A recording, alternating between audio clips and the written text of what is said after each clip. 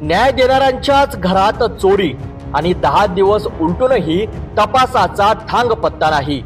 अमरावतीत नेमकं सुरू काय आहे? गाडगेनगर पोलीस ठाण्याच्या हद्दीत घडलेल्या या धक्कादायक प्रकरणावर आजचा आमचा स्पेशल रिपोर्ट.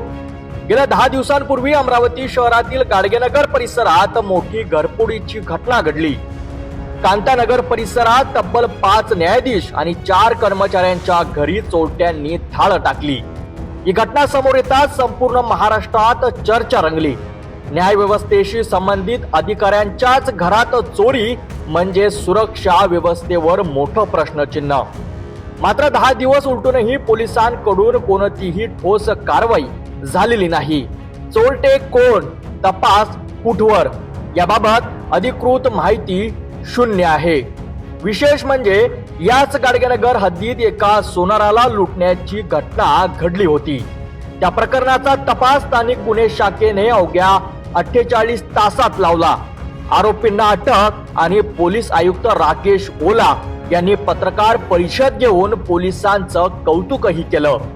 मात्र त्याच पत्रकार परिषदेत पत्रकारांनी न्यायाधीशांच्या घरफोडीबाबत प्रश्न विचारतात उत्तर आलं नो कमेंट्स.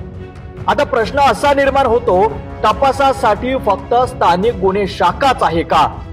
पोलीस ठाण्याचं डीबी पथक, गुप्तवार्ता विभाग कुठे आहे? या घटनेनंतर अमरावतीत चोरट्यांची दहशत वाढल्याचं चित्र आहे.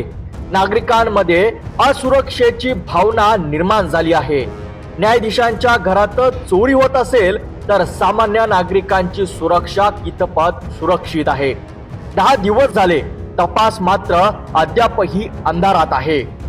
न्याय देणाऱ्यांच्याच घरात चोरी आणि तपासावर मौन. अमरावती पोलिसांसमोर विश्वास टिकवण्याचं मोठं आव्हान.